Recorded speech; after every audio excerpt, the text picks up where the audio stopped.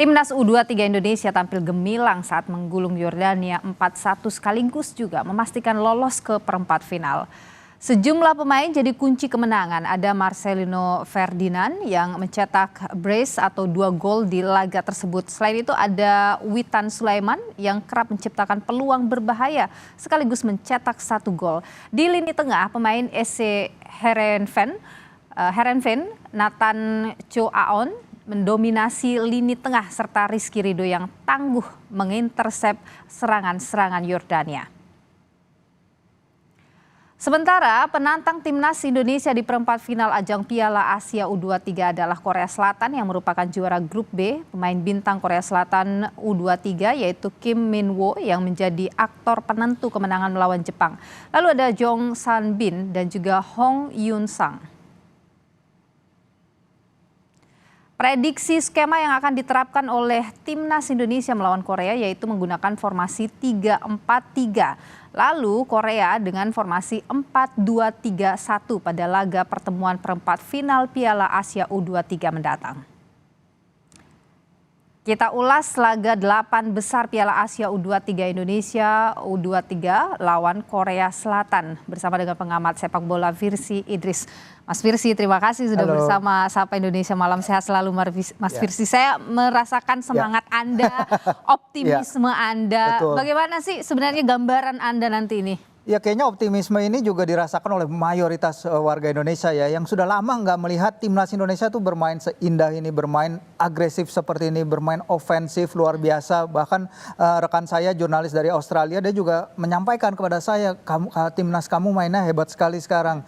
Tidak bertahan seperti layaknya negara Asia Tenggara lain tapi berani menyerang. Jadi optimisme itu tinggi setelah apa yang kita pertunjukkan di laga-laga bersama Coach Shin, baik di timnas U23 ini atau di kualifikasi Piala Dunia dan juga di Piala Asia senior sebelum ini, Mbak Nilu. Oke, jadi kalau kita bicara agresivitas mereka bermain dalam 3 pertandingan sebelumnya, Anda optimis bahwa Indonesia melawan raksasa Asia ini begitu? Iya, Korea Selatan yang tadi sudah disebut ya, mereka nggak pernah absen dari Olimpiade sejak 1988 karena ini kan akan jadi ajang kualifikasi Olimpiade juga ya. Mereka mengejar rekor 10 lolos ke Olimpiade secara beruntun, nggak ada negara lain yang bisa seperti itu. Dan di Piala Asia U23 mereka juga hebat di level ini, benar 4 kali semifinalis dari 5 edisi turnamen terakhir. Walaupun mereka terakhir terjegal di fase ini ya, di perempat final. Di edisi terakhir mereka kalah dari Jepang 0-3. Jadi di situ ada celah yang bisa kita manfaatkan, bahwa ada ini juga gap yang bisa dimanfaatkan di pertandingan nanti. Tapi kalau kita menghadapi pertandingan nanti tentu harus waspada juga karena kita tahu ada beberapa pemain kita yang juga mungkin masih belum fit dan juga jalannya pertandingan kan datangnya cepat ya, untuk rotasi juga kayaknya harus perlu dilakukan dan kita kehilangan Nathan juga, kita nggak tahu apakah Nathan bisa balik apa enggak. Kehilangan Nathan ini besar pengaruhnya? Yes, karena dari statistiknya, dari metrik yang dia tunjukkan dalam 2 pertandingan terakhir, dari penampilannya di lapangan, energi yang dibawa ke lapangan tengah itu luar biasa. Karena kita tahu dia tadinya hanya bermain sebagai bek kiri dalam 2 pertandingan melawan Vietnam di kualifikasi Piala Dunia. Tapi kemudian Coach Shin menyulapnya bermain jadi pivot di tengah bersama Marcel dan kemudian bersama Ivar di tengah, jadi luar biasa memberikan keseimbangan. Tentu kehilangan sangat besar. Tapi kalaupun PSSI masih berusaha ya melobi Heerenveen lagi apakah bisa untuk mendatangkan kembali Nathan. Kalau tidak ada Nathan itu selemah itukah? Tidak juga kan? Enggak selemah itu sih, cuman beberapa kali memang di lapangan tengah kita bisa lebih baik ya, terutama Marcel bagus, going forward bagus, tapi kalau dia harus memainkan segi bertahan karena timnas ini sebenarnya dalam 2 pertandingan kita terakhir melawan Yordania, melawan Australia, oke kita menang, tapi kita menerima dalam 2 laga itu 44 tembakan ke gawang. Jadi on average 22 per laga. Itu jumlah sangat besar. Sementara Korea Selatan ini dia mencetak gol ketika melawan China, dia menang 2-0. Dia mencetak gol dari hanya 3 atau 4 tembakan on target. Jadi mereka adalah tim yang sangat efisien depan gawang. Jadi selama ini kita bergantung juga kepada penyelamatan hebat Hernando Ari. Tapi kalau misalnya penyerang Korea yang tentu levelnya saya yakin 1-2 level di atas Australia dan Qatar dan juga Yordania, di situlah kita harus hati-hati. Oke, sekarang ada kalau kita lihat dalam pertandingan misalnya melawan Korea Selatan itu kan ada faktor Sintayong yang dianggap oke, Sintayong kan sangat dekat dengan timnas Korea Selatan gitu. Anda sendiri melihat itu akan menguntungkan untuk kita? Ya, Coach Shin bahkan sosok yang membawa timnas U23 Korea Selatan ke Olimpiade di Rio ya 2016. Ketika itu dia jadi pelatihnya Son Heung-min dan Hwang Hee-chan, 2 pemain yang sekarang jadi andalan di Premier League. Ketika itu juga Shin berhasil membawa timnas Korea Selatan bermain 3-3 lawan Jerman, tim kuat ketika itu. Tentu Coach Shin dan pelatihnya Korea Selatan sekarang ya Hwang Sun-hong itu bahkan dekat mereka berdua ya. Karena Coach Shin hanya 2 tahun lebih tua dari Hwang dan mereka kabarnya menurut Korea Times mereka saling berbagi pesan, bertukar pesan sepanjang turnamen, sebelum turnamen. Hwang bahkan bilang, ini ada kemungkinan nih Shin kita akan ketemu di perempat final. Ternyata benar gitu. Jadi yang disampaikan benar. Tapi pelatih Korea Selatan Hwang sendiri mengatakan bahwa ya dia lumayan terkejut melihat penampilan timnas di bawah Shin, bagaimana penampilan menyerangnya, sehingga dia harus bilang ke para pemainnya harus hati-hati, jangan memandang Garuda Muda sebelah mata. Oke, jangan memandang remeh Garuda Muda itu ya kira-kira. Tapi begini, kalau misalnya nih Sintayong kan sudah pernah melatih timnas Korea Selatan, kemudian juga kenal dengan Hwang.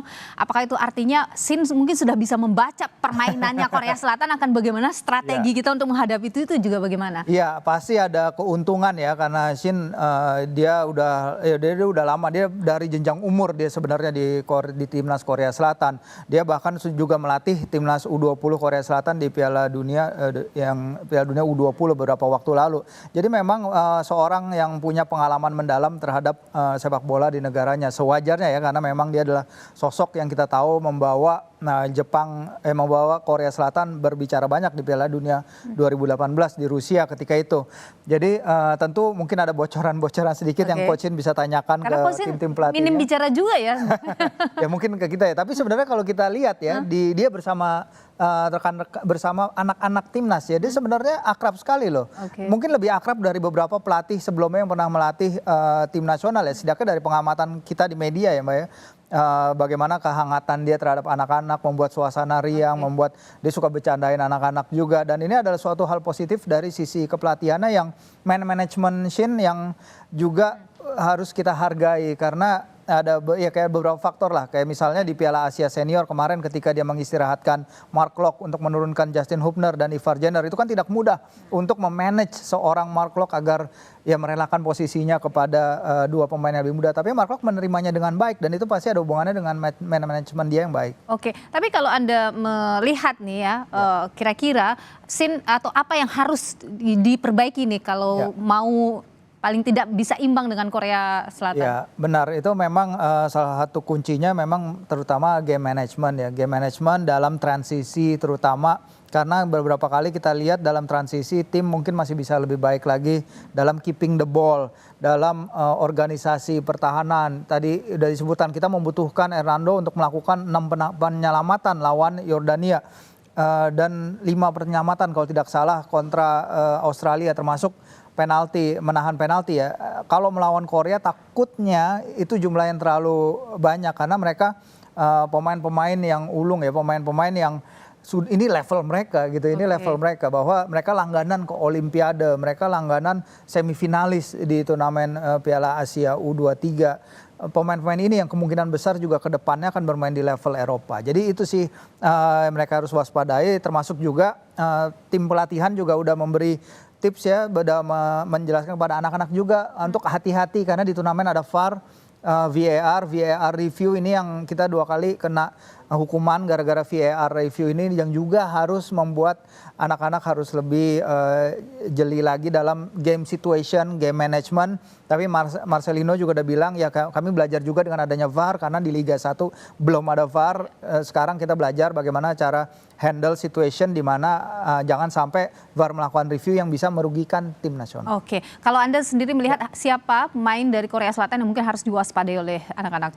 Ya, yang menarik memang karena kalau saya menonton pertandingan full lawan Jepang kemarin, Korea Selatan lawan Jepang, itu sebenarnya Coach Hwang itu melakukan 7 pergantian pemain. Dan dia mengakui dia melakukan itu karena rotasi. Itu tadi yang kita sebut bahwa dalam turnamen seperti ini di mana waktu istirahat antar pertandingan lebih sedikit, mereka harus melakukan rotasi itu.